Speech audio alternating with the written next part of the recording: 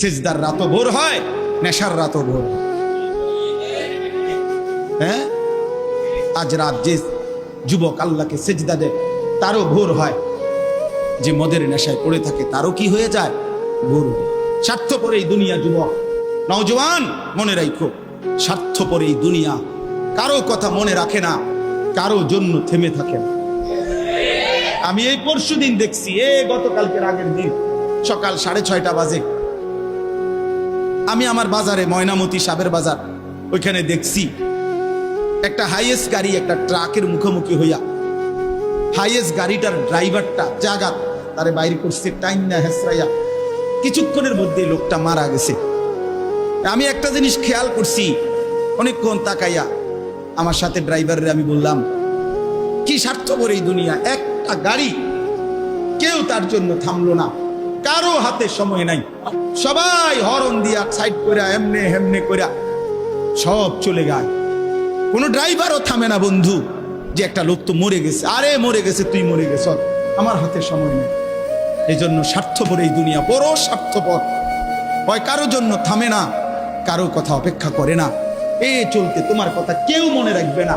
তুমি যদি নষ্ট হয়ে যাও, তুমি যদি কবরে আযাব হয়, তোমার যদি জাহান্নামের আগুন তোমারে পুড়তে হয়, আল্লাহর কসম বন্ধু, তোমার পতন তুমি করে দিলা, নিজেরে নষ্ট তুমি করে দিলা, শেষ পর্যন্ত দেখবা কেউ তোমার কথা মনে রাখবে না।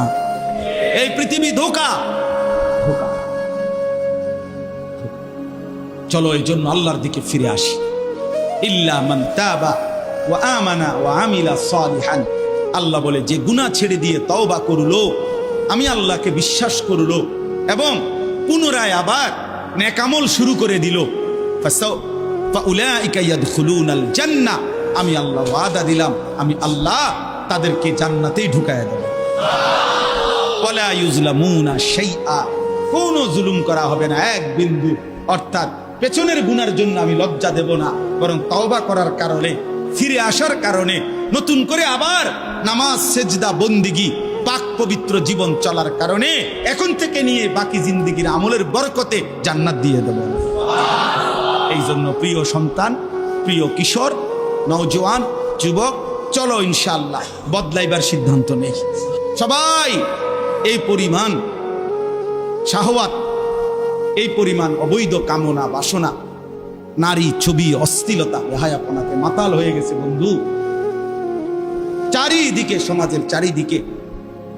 হজ্জের সফরে ছিলাম, যে কয়দিন যাই খোঁজ খবর নিছি, দেশের খবর একটাই, হত্যা, খুন, ধর্ষণ, নারী নির্যাতন। আর সবচেয়ে আশ্চর্যের কথা হলো, আমি মনে হয় আমার এই ছোট্ট হায়াতে গত 30 বছরে আমি যে কথাটা এতবার শুনি নাই, গত 2 মাসে বারবারই শুনি চারিদিকে পরকিয়া। এটা এই পরিমাণ সমাজে বেড়ে গেছে, অসভ্যতা, যে স্বামী থাকতো নারী অন্য পুরুষের প্রতি আসক্ত, স্ত্রী থাকতো ওই জানোয়ার অন্য নারীতে আসক্ত। এটা খুব বেশি পরিমাণ বেড়ে যাচ্ছে, যার কারণে আপনজনকে হত্যা করতে পর্যন্ত লজ্জিত হচ্ছে না। এর চাইতে বড় আশ্চর্য, আশ্চর্য বাংলাদেশে এর চাইতে বড়, এর চাইতে দুর্ধর্ষ হত্যার ঘটনাও 2 দিনে কি হয়ে যায় খবর বোঝা যায়। কিন্তু এখানে কেন বোঝা যাচ্ছে না? বোঝা যাচ্ছে এটা স্পষ্ট, আপনজনের এটা ধামাচাপা দেওয়ার জন্য সব রকমের প্রসেসিং করা হচ্ছে, সব প্রসেসিং করা হচ্ছে। অসহায় ইমাম মুয়াজ্জিনকে বেইজ্জতি কেউ করতে পারে নাই, কোন আলেমে দ্বীন ইনশাআল্লাহ বেইজ্জতি হবেও না ইনশাআল্লাহ। মনে রাখে, মনে রাখে। গতকালকে রাত্রেও আমাদের কুমিল্লায় গত 3 মাস আগে একজন আলেমে দ্বীনকে একজন প্রিন্সিপাল বেইজ্জতি করছিল, অপমান করে সামান্য অজুহাতে মসজিদ থেকে বিদায় করে দিছিল। ওই কলেজের ছেলেরা গতকালকে রাত্রে ওই মসজিদের ভিতরে ঢুকাইয়া 9 ঘন্টা আটকাইয়া তার হাতে ছাত্রদের উপস্থিতিতে তারে পদত্যাগ পত্র দিয়া ঘাট ধরে কলেজ থেকে বের করে দিছে। আল্লাহ তাআলা বেইজ্জতি করে দেখায় দিছে। ছাত্ররা বলছে, স্যার সই দেন, আপনারে 50 টাকা দিব। মানে 50 টাকা, 100 টাকার লোভ সামলাইতে পারেন নাই, নেন। পদত্যাগপত্র সই দেন। এই জন্য দোস্ত, নারীর আসক্তি, জিনা, বেবিচার, পরকীয়া, অসভ্যতা, যুবক ভাই তোমরা বাঁচতে হবে। নওজোয়ান, আল্লাহ যদি হায়াত দেয় তোমগরে, আগামী সময়টা তোমরা তো পৃথিবীতে থাকতে হবে। এই সমাজ, এই দেশ তো আলাদা করতে পারতা না, তুমি তো এই জমিন ছেড়ে দিতে পারতা না বন্ধু। সম্পদ যদি হয়, তোমরা সব ছেলে তো একসাথে চাঁদের দেশে যাইতে পারতা না, আরেকখানে যাইতে পারতা না। এই সমাজ নিয়ে বাঁচতে হবে, এই দেশ, এই মাটি, এই এলাকা নিয়ে তো তোমাদেরকে বাঁচতে হবে ভাইয়া। তাহলে এই সমাজ যদি তোমরা এভাবে নষ্ট করে দাও, তোমরা যদি সবাই বেনামাজি হয়ে যাও, নারী, ছবি, মোবাইলের অস্থির দৃশ্য ছাড়া যদি তোমাদের রাত না কাটে, দিন না কাটে, আগামী 20 বছর তোমরা সমাজ, তোমার অঞ্চল, তোমার ঘর পরিবার নিরাপদ থাকবে কেমনে? বাঁচবা কেমনে? চলবা কেমনে? চলবা কেমনে বলো ভাইয়া? 9 বছরের বাচ্চা মেয়ে যদি নিরাপত্তা না পায়, আমার সমাজ কি পরিমাণ অশান্ত হয়ে গেছে। হ্যাঁ, কেমনে বাঁচবা ভাই? তোমারও তো বোন আছে, তোমারও তো ছোট্ট বোন আছে, তোমারও তো ছোট বোন আছে, তোমার বোনেরও তো নিরাপত্তা দরকার। তুমি তো এই সমাজ থেকেই, এই পৃথিবী থেকেই কোনো না কোনো নারীকে বিয়ে করবা, তারও তো চরিত্রের পবিত্রতা দরকার, দরকার না? তো কেমনে মিলবে ভাইয়া? কেমনে মিলবে? সবাই যদি এমন চরিত্রহীন হয়ে যাও, নারী ছাড়া, ছবি ছাড়া, মোবাইল ছাড়া, উলঙ্গ দৃশ্য দেখা ছাড়া তোমাদের রাত কাটে না, দিন কাটে না, আমার সন্তানরা কেমনে আগামীর পৃথিবীতে তোমরা বাঁচবা ভাইয়া বলো? তোমাদের অনেক ছেলের চেহারা দেখলে তো বোঝা যায় কতদিন হয় নামাজ পড়ে, কতদিন হয় মালিকরে একটা সেজদা দেয়। চুল নিয়ে এত ব্যস্ত হয়ে গেল কেন?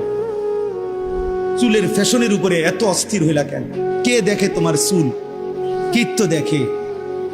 কারে দেখাবো সব চুল? মানুষের আর কাজ নাই, মানুষ বুঝি বইয়া বইয়া তোমার চুল দেখবে।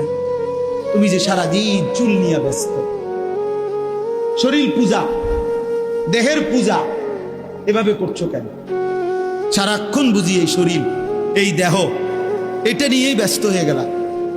সারাক্ষণ একটা নারী বুঝি, একটা নারী, একটা ছবি, একটা বেড়ি, একটা উলঙ্গ দৃশ্য, এর জন্যই পৃথিবীতে আসা। এই রাত দিন বুঝি মোবাইলে দেখবা, ছবি দেখবা, নারী দেখবা, সারাদিন বুঝি নারীর জন্যই পৃথিবীতে আসা। তোমার আর কাম নাই, আর কোনো উদ্দেশ্য নাই দোস্ত আমার। ঠিক হলো না, ঠিক করলা না ভাইয়া, ভালো করলাম।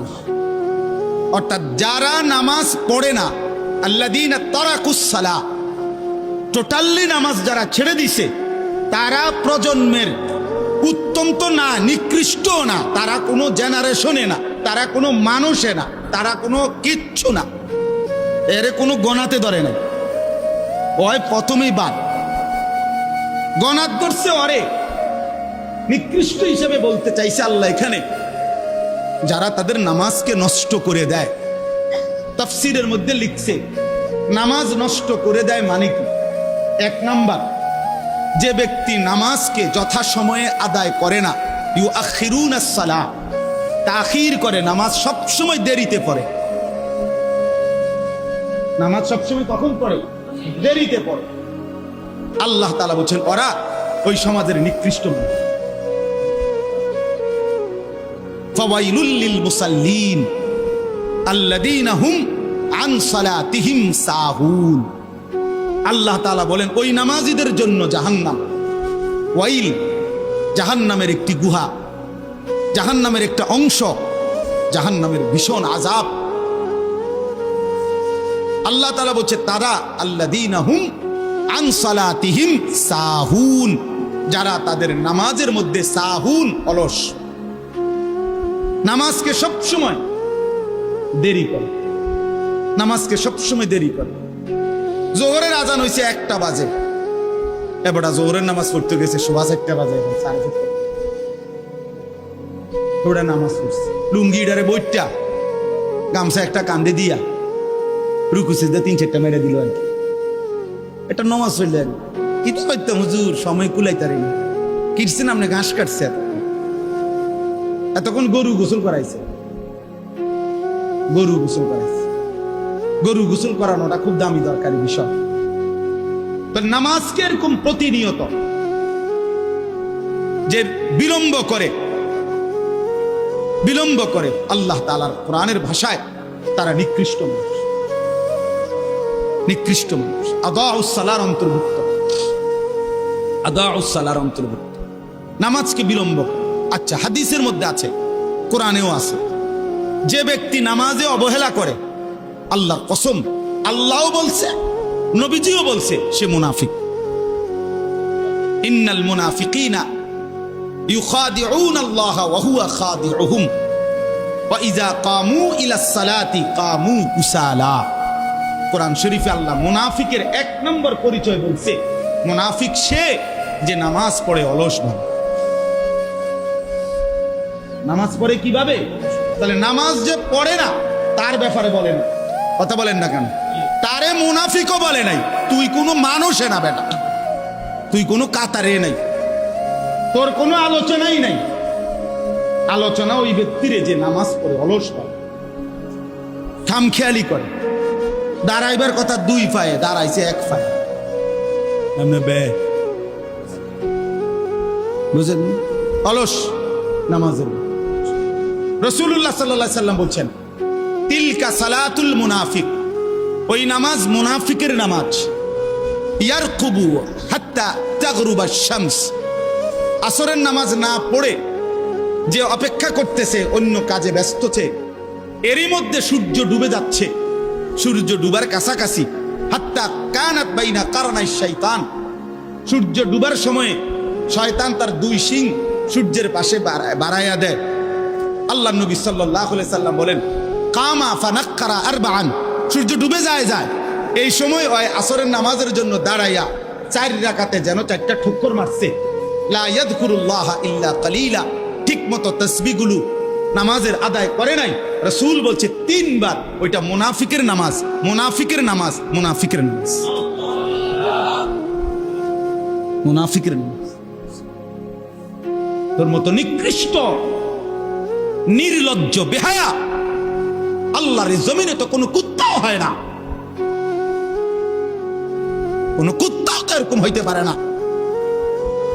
কুত্তাও যদি আল্লাহ তাআলা সেজদার হুকুম দিত তো সে দিত, তাকে তো আল্লাহ সেজদার হুকুম দেয় নাই, এই জন্য সে সেজদা দেয় না।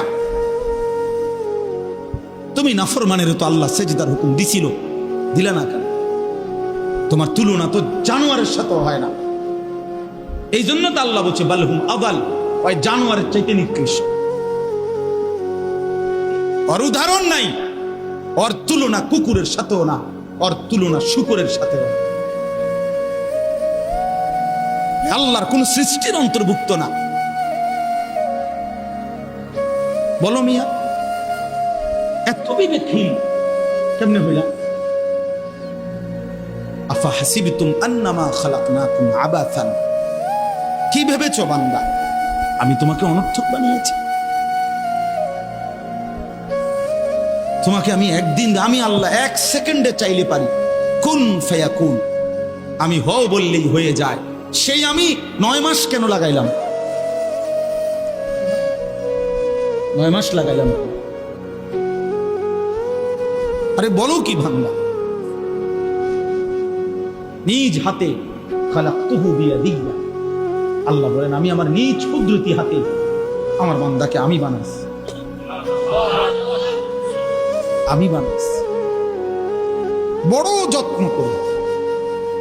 1 ফোঁটা নাপাক পানির মধ্যে এত চমৎকার ডিজাইন পৃথিবীর কেউ কল্পনাও করতে পারে না।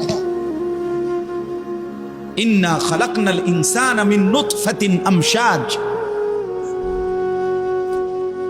বীর্যের 1 ফোঁটা থেকে আমি আল্লাহ তাআলা মানুষকে বানাচ্ছি। এত সুন্দর চমৎকার নাক, কান, ডিজাইন।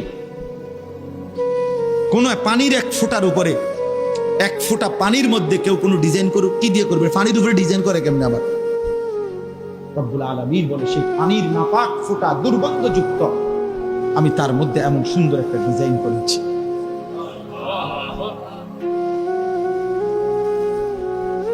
কেমনে ভুলে গেলাম? মা গাররাকা বিরাব্বিকাল কারীম, আমার মতো মেহেরবান দয়ালু মাওলা 24 ঘন্টা যে তোমাকে অজস্র অগণিত নিয়ামত দিচ্ছি, এই আসমান জমিন, এই চাঁদ সূরজ আলো বাতাস, এক সেকেন্ড বান্দা এই বাতাস বন্ধ করে দিলে তুমি নিশ্চিহ্ন হয়ে যাবে। তুমি এই পৃথিবীতে নিঃশ্বাস ত্যাগ করে মৃত্যুবরণ করবা। একটা নিঃশ্বাসের জন্য তুমি এতটা মুখাপেক্ষী আমি আল্লাহর কাছে, সেই আমাকে একটা সিজদা দিবা না?